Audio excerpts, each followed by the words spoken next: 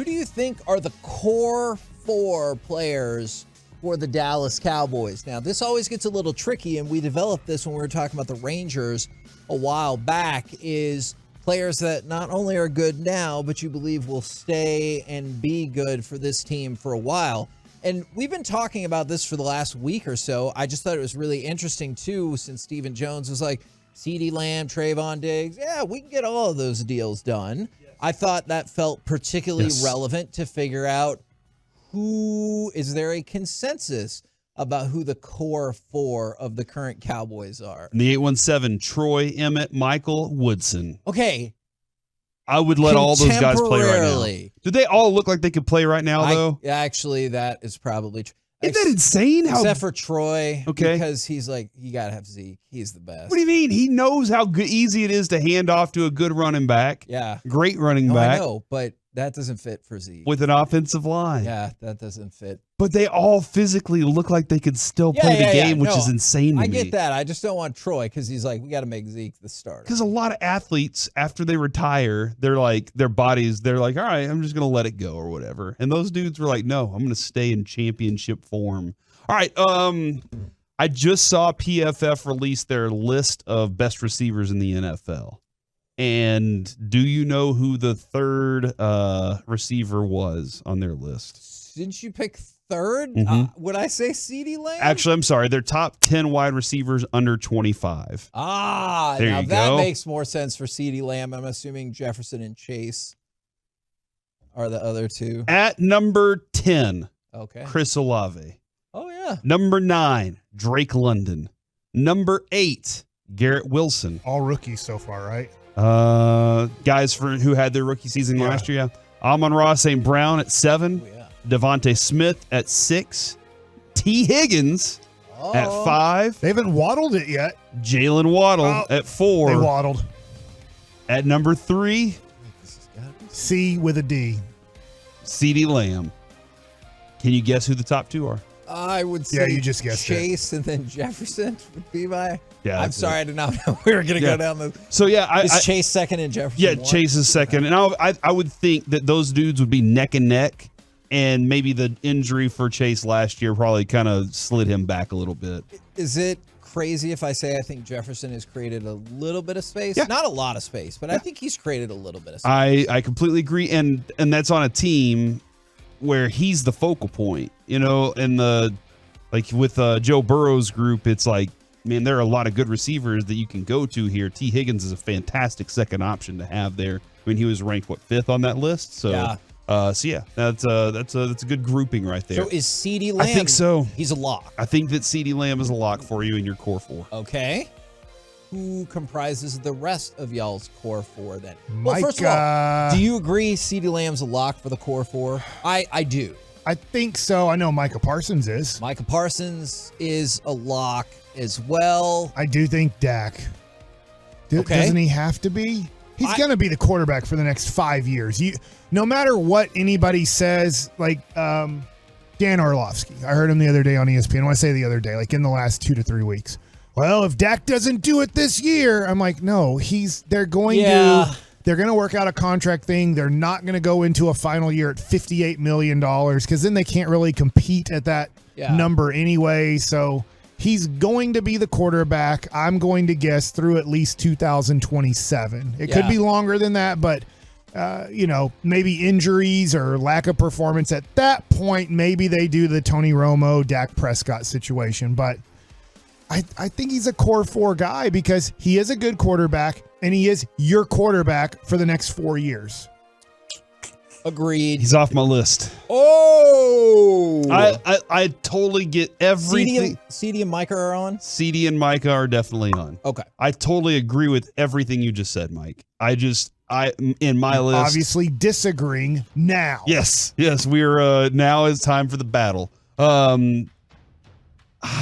And you know what? Chiafalo's going to disagree with me on this too. Oh, I'm with you then. Diggs is my third one. So Micah and CeeDee and Diggs are my top 3 right now. I agree with those 3. I also have Diggs on there, and that's what I thought one of the things is, look, I know Stephen Jones will just say what he said yesterday. It makes way more sense that he was like, hey, can you keep all these players long-term deal? He said, it's not daunting. I think it's doable. It's part of managing the football team and the cap. It's certainly doable. It would have been a way bigger story if he was like, I'm telling you, Diggs, Micah, CD, no way we can keep all of them. Because then you'd have 8,000 stories up today as like, which would you rather trade for? Or like, is CD Lamb going to the Jets? Like, those would be all the stories this morning. So it makes sense that he would say that. But I'm also putting Trayvon Diggs, who's already first-team All-Pro, as part of your core four. They have to be. How young do they have to be? Because that's up to you. That is up to you. Do whatever you want. Zach Martin. So you have. So do you have a list? Do you have Dak, CD, Micah, and Zach Martin? Mm-hmm. Okay. I think Zach Martin. And I struggle with DeMarcus Lawrence would be my fifth. And I certainly think that Zach Martin and Lawrence and Dak are captains on this team. They have JV been like love as they have been through it all, as you've gone through it. But Kevin, I'm looking more into this core as I go further, and I'm putting one Tyler Smith as my fourth option. So, and I look at that, Kevin, that is the last 3 drafts right there, I believe. Yeah. And that Lamb, CD. Parsons, Diggs, and Smith are all out of the top 2 rounds in those last 3 drafts. And that's kind of where most of them were first-round picks, and Diggs probably could have been. Yeah. But that's where I am, that's the group that I'm looking at right starting today and saying I need maximum out of those guys. Look, if you get the maximum out of Dak, that's great. But those are, for me, they're no longer that. They are your veterans that you need to see something. But these are the 4 that I think are going to have created a new culture in Dallas Cowboys football. And you could add Dan Quinn as part of that because of the way that he approached what they do on defense. And we found out Corey hates anybody over 25 years old. From the 682, right on like Tom cue Cruise. with you. Oh, did you say Tom Cruise? That's 33. 33. I think that's Leonardo DiCaprio. Leonardo. Leo. It is really weird who gets a pass in society and who doesn't. Hey, like, Leo, you date a continual string of women who could absolutely be your daughter's age. And they're like, that's fine. He's like, how am I supposed to stay young? Yeah, If I don't drink the blood of the young.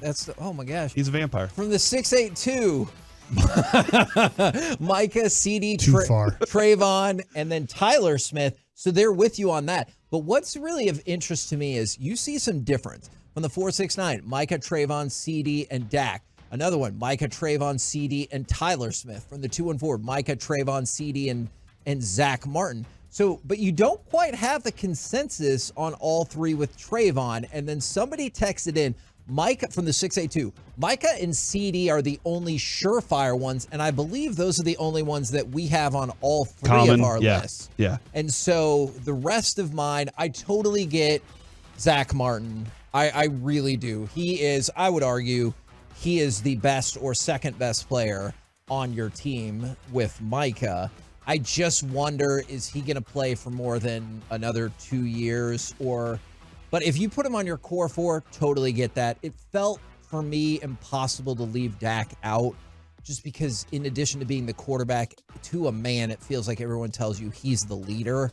And so that's why I couldn't leave him out. But I know there is a lot of anti-Dak sentiment out there. I did see one, Kevin, that came in. It said Steven, then actually it said Jerry Jr., then Steven, then Charlotte, and then me, Jerry. So that was... Oh, great. He says, I think that's from Jerry Jones. He says those are their core 4. Well, my response to that text might be, do you not see how maybe that could be a problem? What do you mean? What do you mean? That's the core 4 right there for the Cowboys. And it's not nothing against... Oh, that he didn't include Will? Well, or that he didn't include anybody outside of his family. It's not those specific family members, but surely even like the Rockefellers or whatever had a dud in there, right? Where they're like, well, not Joe Rockefeller. He can't get the job done. You know, a lot of people thought that Joe Rockefeller, they knew him for his richness and famousness, Kevin. He probably did have a lot of money. But he worked really hard. It was after retirement that he really became a big deal and he lived the high life. I actually learned this because Carter was Rockefeller for Wax Museum on Tuesday. Look, so that's a worthy family. My Carter, not our Carter. At one point, I believe the Rockefellers own like 8% of all money in America, which is crazy. Thanks a lot, Big Oil. I don't know what was not the downfall, but I don't know what lowered that number. And from the 817, anyone watch the Niner game? Pollard, here's the issue with that. I do not believe that the Cowboys see Pollard with this team beyond 2023.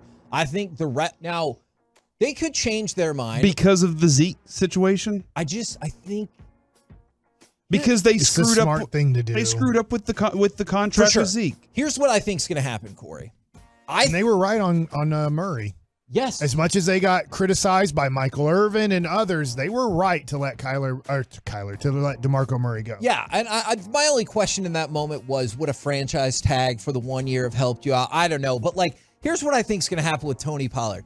Hey, you're coming off the injury and running backs. We would love to keep you. We'll give you a 3-year deal for $21 million or something like that. I'm in on that. Okay, but I think you see my point, once right? it gets to 10, done. And that's where I think Tony Pollard's well, that's not the market. Yeah. And so he'll go out and he'll get a contract that I think will be poorly thought out by whichever team signs him long term. I think the Cowboys say they want to keep Pollard because they're well, sure, I want to keep all players at my price. I think they're going to be yeah, we want to keep Diggs 3 for $70. Well, yeah, we want to keep Pollard 3 for $21. I'm sure they want to keep all of those people at their prices. With my list specifically, does it seem natural that Mozzie would take a spot in the future in this area, or do y'all feel just based on your progression? They've nailed their first round picks. Do one technique defensive tackles make core fours? I do. They don't think he's just going to be the 2-down guy, but just based off of that, I would say probably not. But they seem to think, hey, just give it a second. He'll be a 3 tech, but then who's he bumping out? Because Diggs. I know Chiafalo. Because I don't think he's I here am teetering on the Diggs one, because I do agree. A lot of people are look, he's not premium cornerback. He's really, really, really good though. He is. Really, really. Yeah, I said 3 reallys. So he is at that level. And if you're saying he's not Revis for 3 years, I get it. There was a year where General Revis. Yes, General Revis. Revis Island. You know where that's from. I do. I'm just what are we even doing? So, but that's where I am. I could teeter on Diggs a little bit here.